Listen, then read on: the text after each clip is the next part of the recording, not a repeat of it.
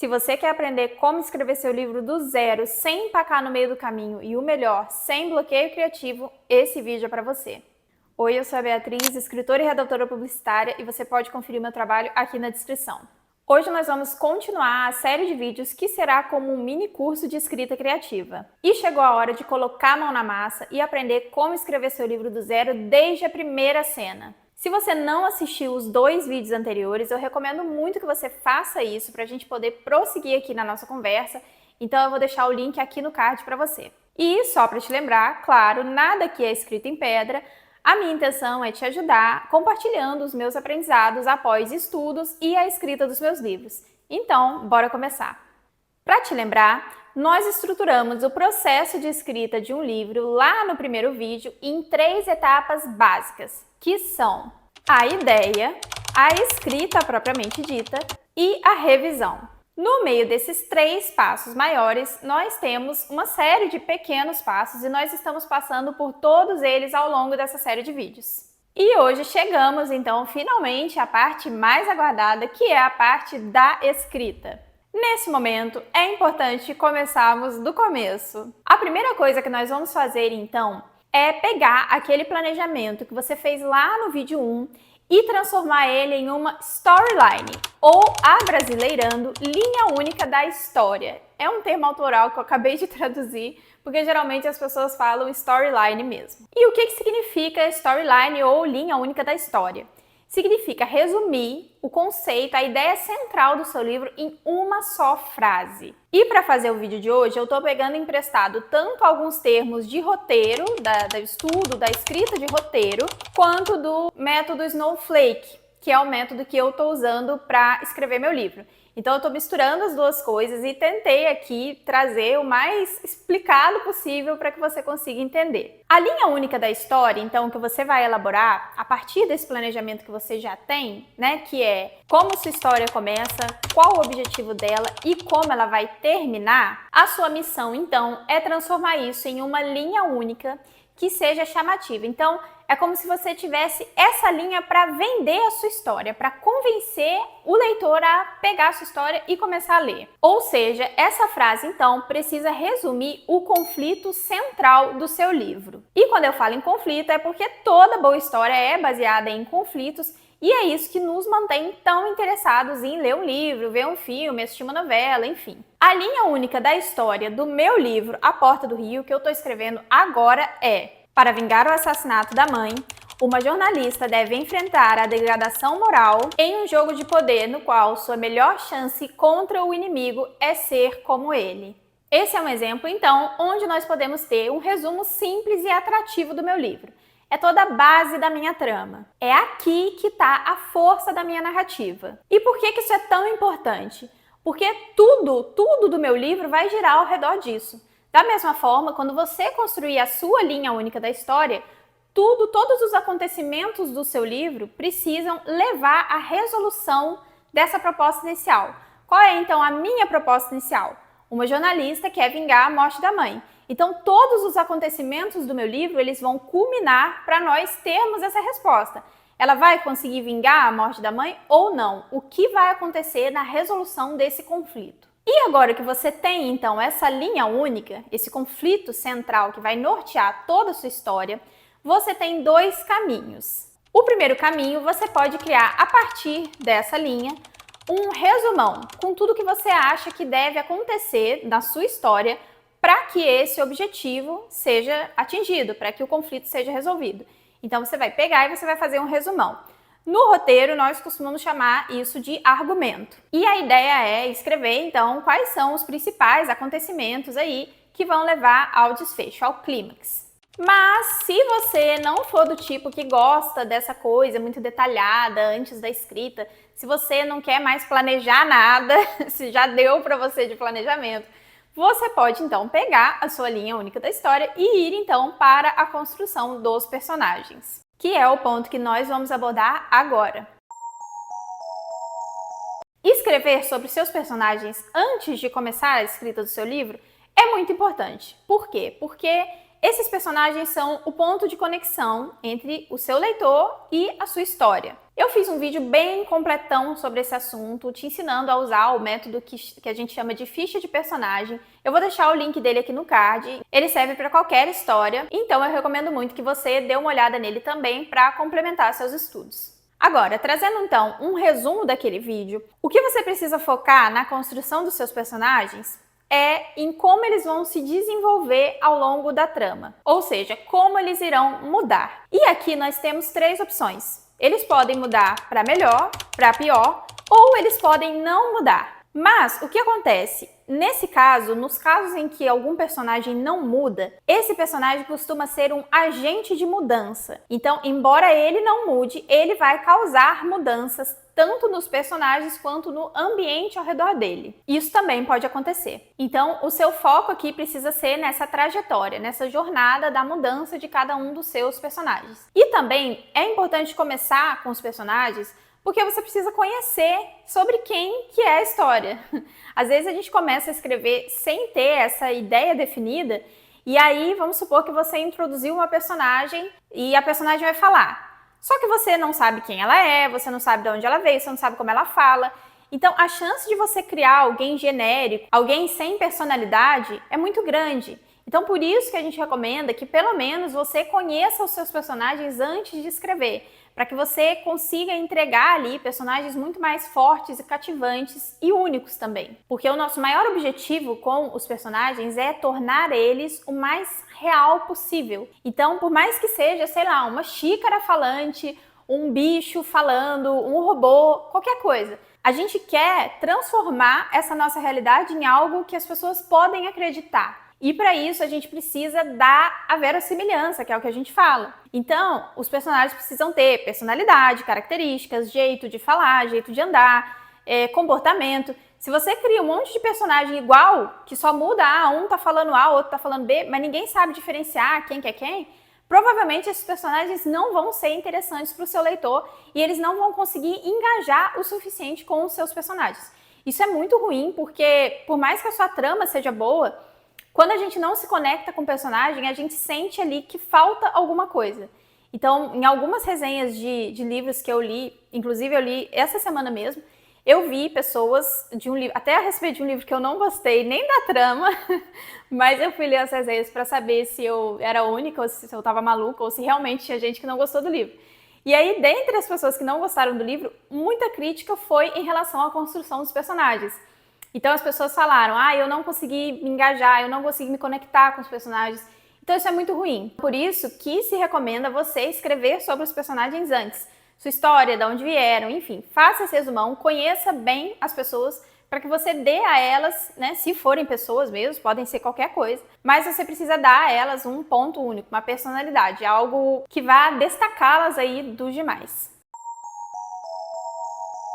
E agora que você já tem essa base, nós vamos então para o ponto de partida, que é a primeira cena da sua história. Então o leitor abriu o livro, primeira cena, o que vai estar lá? Primeiro, é importante nós definirmos o que é uma cena, né? Segundo Robert McKee, em seu livro Story, cena é uma ação com conflito que transforma a condição de vida de um personagem em pelo menos um valor significativo. O ideal é que toda cena seja um evento da história. Na prática, um livro de ficção nada mais é do que a soma de várias cenas e juntas essas cenas vão caminhar aí para o conflito final, para o clímax. Isso é um livro de ficção de forma bem básica, tá? Então, o que nós temos que ter em mente aqui? Que cada conflito que a gente coloca nas nossas cenas, eles precisam levar a gente um passo adiante.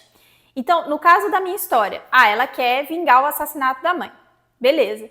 Então, o que ela tem que fazer? Ela tem que investigar, ela tem que descobrir, ela tem que conhecer pessoas que vão deixar ela mais perto da verdade, o que aconteceu e tudo mais.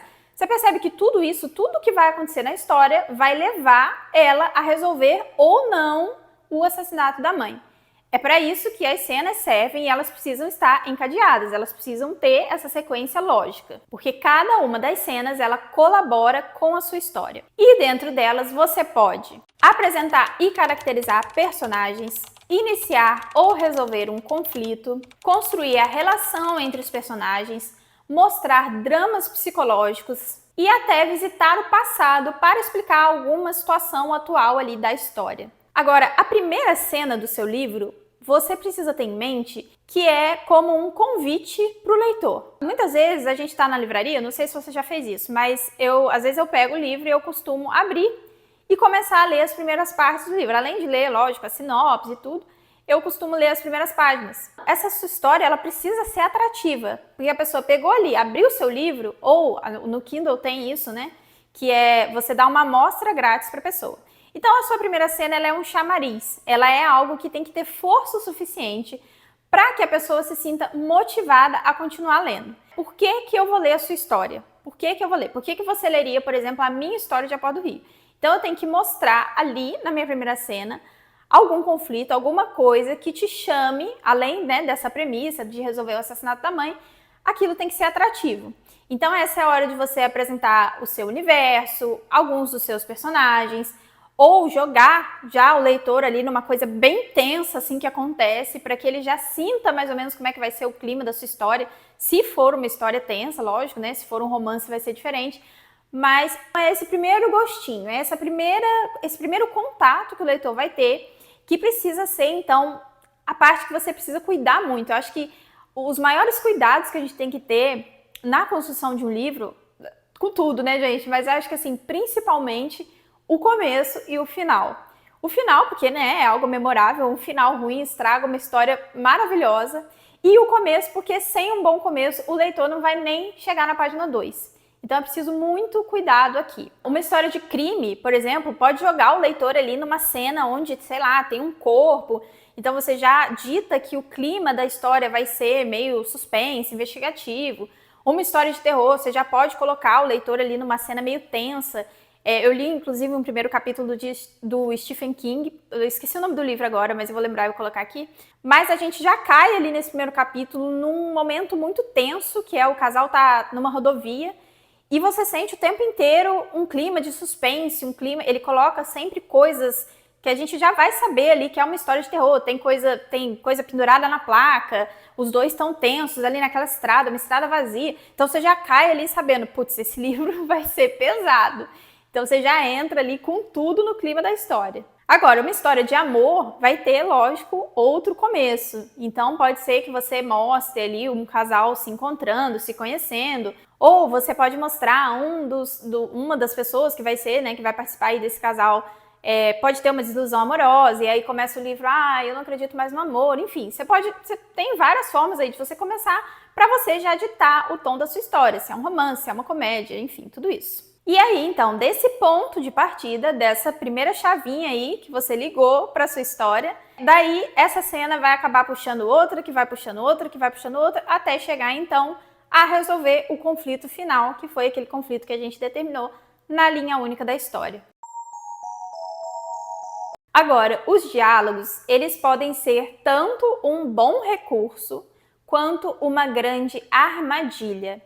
Por quê? Porque é muito difícil construir bons diálogos. Para começar, é importante a gente entender qual é a função do diálogo. Segundo o livro Como Escrever Diálogos, algumas das funções do diálogo são trazer informação, definir um personagem, complementar uma ação, oferecer pistas ao leitor. E agora, os erros mais comuns num diálogo, segundo esse mesmo livro, são diálogo reiterativo, ou seja, aquele que fala algo que já foi mencionado na trama. Diálogo inútil, ou seja, aquele que não contribui em nada com a sua história. Diálogo artificial, que é aquele que você escuta, mas que você sabe que você nunca iria ouvir alguém falando daquele jeito. É aquele diálogo forçado, é o diálogo que você sabe, diálogo impossível, nunca aconteceria. E o diálogo indiferenciado, ou seja, que todos os personagens falam exatamente igual. Realmente, fazer bons diálogos, gente, é uma arte, é quase uma culinária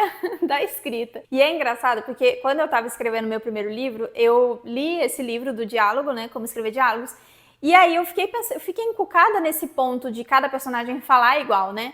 Porque por mais que às vezes na caracterização de personagem você coloque lá personalidade, sei que, a gente nunca costuma pensar, eu pelo menos nunca pensava no jeito de falar de cada personagem.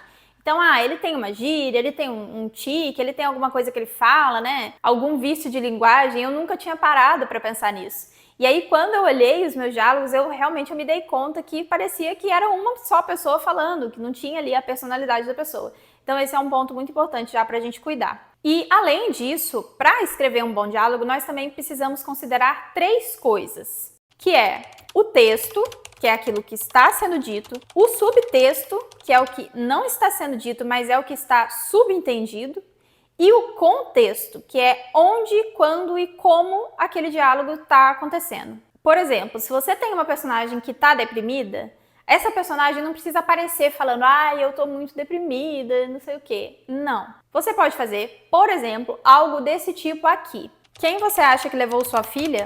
Dona Ruth olha para o próprio colo e a garçonete aparece com os cafés. Safira agradece e toma um gole. Acha que foi seu ex-namorado? Caio Lacerda? Acha que ele tem alguma coisa a ver com isso? Dona Ruth se limita a levantar os ombros e chorar. Então aqui, nós não precisamos que a Dona Ruth diga que ela está triste. Ela está mostrando que ela está triste. E mais, nós conseguimos tanto perceber que ela está triste pela expressão dela, ela está olhando para o próprio colo, ela não fala nada nesse diálogo, né, que é a mesma pessoa perguntando. E também nós entendemos o contexto, o que está por trás daquilo ali. Ela tem uma filha desaparecida, alguém levou a filha dela. Então nós já entendemos, ninguém precisa ficar falando pra gente que Dona Ruth está deprimida. E são coisas desse tipo que nós precisamos buscar nos nossos diálogos. É fazer a trama acontecer e também deixar aí que o leitor descubra as coisas sozinho, descubra as coisas por conta própria. Quase como se ele estivesse espionando, sabe? Agora, tem um ponto muito importante para falar e eu acho que esse é um momento legal para a gente tocar nesse assunto. Tem muito escritor que pensa que o leitor é burro. Isso mesmo, gente. Eu não sei se vocês já se depararam com algum livro assim, mas eu já. E o que acontece com esse tipo de escritor? Tudo ele quer explicar. Então, assim, se ele coloca uma coisa lá no capítulo 1, ele fica explicando a mesma coisa várias vezes. É um erro até que a gente comete. Eu cometi um pouco desse erro no meu primeiro livro, tentei arrumar, mas acho que não ficou ideal, né? Quando nós estamos começando, a gente comete muito esse erro, que a gente quer explicar demais. A gente quer explicar. Às vezes a gente nem pensa de forma consciente que o nosso leitor é burro, mas a gente quer explicar muito. Então a gente quer dar muito a história mastigadinha lá pro leitor. Então quando é uma coisa a gente lembra, tipo, sei lá, você falou que uma pessoa é garçonete, aí você fica falando de novo que ela é garçonete. Tá entendendo? É tipo assim, você fica dando explicação toda hora. E isso é muito chato. Existem livros que em menor ou maior grau fazem isso. E pior ainda, tem alguns escritores que querem dar aulas pra gente, né? Não sei se você já pegou caso assim. Mas a pessoa quer explicar tanto, tipo, sei lá, psicologia, vai. A não ser que eu pegue um livro didático de psicologia, e se eu tô lendo uma ficção, eu não tô interessada em aprender as profundezas da psicologia. Enfim, eu não quero ler uma aula. Eu quero ler uma história e não uma aula. E aí, os escritores, às vezes, caem nessa armadilha de achar que o leitor é burro e ficar explicando as coisas, ficar realmente dando aula ali, didática para o leitor. Isso é péssimo. Então, assim, fuja disso, dê as informações, dê o contexto da sua história, o que você precisa ali para a sua trama acontecer, mas não subestime a inteligência do leitor. Ele vai saber conectar os pontos, ele vai saber conhecer os personagens, ele vai conseguir identificar cada um deles, então evite dar explicações desnecessárias. Agora, existe outro fator que vai impulsionar o leitor a continuar acompanhando a sua história, que é o ritmo. O que acontece? Nós temos, então, esse conflito final, o clímax, mas nós precisamos manter o leitor engajado aí, supondo que seu livro vai ter aí mais ou menos 200 páginas, nós precisamos manter o leitor, essas 200 páginas, querendo ler a história. E como que a gente faz isso então? Porque não dá pra gente fazer só esse conflito, eu já falei um pouquinho sobre isso, não dá pra gente criar um conflito só e deixar ele lá pro final. Nós precisamos de uma série de conflitos ao longo da história. Esses conflitos que a gente vai construir dentro das cenas, eles vão ditar o ritmo da sua história. Então é como uma onda no mar, aquela música. Pensa assim, o conflito vem, ele se resolve e ele vai embora. O conflito vem, ele se resolve e ele vai embora. São micro conflitos, pequenos conflitos que vão aumentando de intensidade. Então, você começa o livro, às vezes, com um conflito pequeno, vai ficando pior, vai ficando pior, vai ficando pior, até o momento que ele chega ao ápice, que é o conflito mais perigoso, que é o que todo mundo espera quando pega seu livro para ler. Mas pensa nisso, então, como ondas. Então, por exemplo, no meu caso, né, na história investigativa, se surge um elemento para protagonista investigar, é um conflito. Chegou a onda, então ela vai investigar e aí ela vai descobrir, o que essa pessoa vai acrescentar para a história. Ela descobriu, sei lá, XYZ a respeito da mãe dela. Pronto, o conflito veio, resolveu o conflito. Depois, então, essa pessoa vai jogar ela mais perto de outra testemunha, às vezes. E aí você tem um conflito maior. Então, pensa, são sempre ondas, que elas vêm e elas vão ao longo da história inteira, até o momento que elas ficam, né, que elas culminam com essa onda gigante, que é esse tsunami, que deve ser o seu clímax, o seu final. Então, esse é o melhor jeito de manter o seu leitor aí de olho nas páginas. Porque quando você vai colocando esses pequenos conflitos, a pessoa vai sempre ter um motivo para continuar. Então, surgiu um elemento novo, conflito, veio, pum, resolveu. E aí você já engata outro. O que esse elemento desencadeou? Então você percebe, é um elo, é uma corrente, tudo vai se interligando. Conflito, gente, tem até em história de romance, tá? Tipo, sei lá, um cara quer atrapalhar o casal principal. Então, ele vai, sei lá, fazer uma armação, conflito. Aí, o que aconteceu com essa armação? Resolução. É tipo que a gente vê isso em filmes, em novelas, enfim. Isso vai ditar o ritmo da sua história e é importante manter esse ritmo para que as pessoas realmente se engajem aí até o fim. E agora, tem certo conselho para escritores que eu, particularmente, não gosto muito, que é o seguinte conselho: escreva sobre o que você sabe. Gente, eu penso o seguinte, eu sei que muito escritor tem ranço e não gosta de algumas coisas que eu falo aqui nos meus vídeos, mas enfim, cada um é a sua personalidade, é assim mesmo. Então eu vou falar uma coisa que eu não gosto agora, eu não gosto desse conselho. Por quê? Porque, a não ser que você esteja escrevendo um livro de não ficção, nesse caso sim faz sentido. Você quer escrever um livro de psicologia, você não é psicólogo, você vai escrever o livro como, né? Então, não ficção, você precisa realmente escrever sobre o que você sabe. Lógico, você vai estar entregando um material didático, uma coisa assim, séria, uma coisa, enfim. Mas, quando a gente vai para o âmbito da ficção, esse conselho não faz tanto sentido. Porque, né, gente, a ficção tem coisas que a gente não conhece, enfim, dragão. Tipo, como é que você vai conhecer dragão, sabe? É muito mais bagagem cultural, outras coisas. Mas o que acontece? Se você, então, vamos supor que você queira escrever um livro sobre um médico, e você não é médico. Você pode? Pode, lógico, você pode. Mas aí é que está o ponto. Você não quer escrever algo que seja uma coisa ridícula. Por exemplo, se um médico pegar o seu livro e ler, ele tem que se identificar com aquilo, né? Porque você está fazendo o livro de um médico. O médico tem que ver valor no seu livro. E como que você faz isso sem ser um médico? Ora, você vai pesquisar o que você precisa fazer para construir esse personagem médico, não sei, às vezes a sua história vai se passar num hospital, você vai ter que pesquisar rotina de hospital, qual é a roupa que o médico usa, o instrumento que ele usa, nome de operação, nome de doença, enfim, tipo essas coisas que a gente vê em Grey's Anatomy, em Dr. House, a gente tem muito disso, né? Aí eles falam lá uns termos, a gente que é leigo não entende nada, mas quem é médico e tá assistindo, a pessoa entende. É isso, essa é a importância da pesquisa. Você pode escrever no seu livro de ficção sobre o que você quiser, mas você precisa trazer essa verossimilhança, que é o que eu sempre falo. Você precisa dar essa pitada de realidade. Você precisa pesquisar sobre o que você está escrevendo.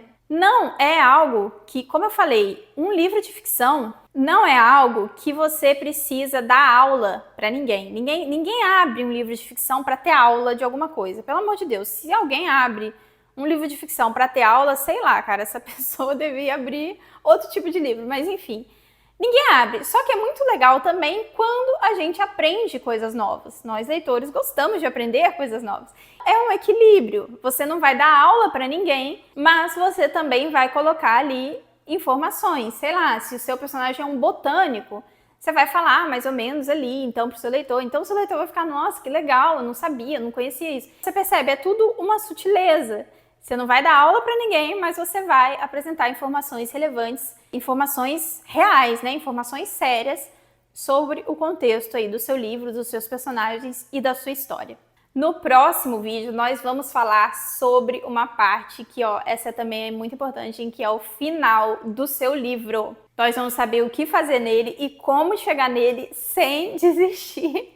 Então fica comigo porque vai ser muito legal. Então já se liga aí, ativa as notificações do canal, porque no próximo a gente vai falar sobre isso. E se você tá gostando dessa série de vídeos, se você gosta aqui do canal, deixa seu like, deixa seu comentário aqui para eu saber. Vamos conversar e até o próximo.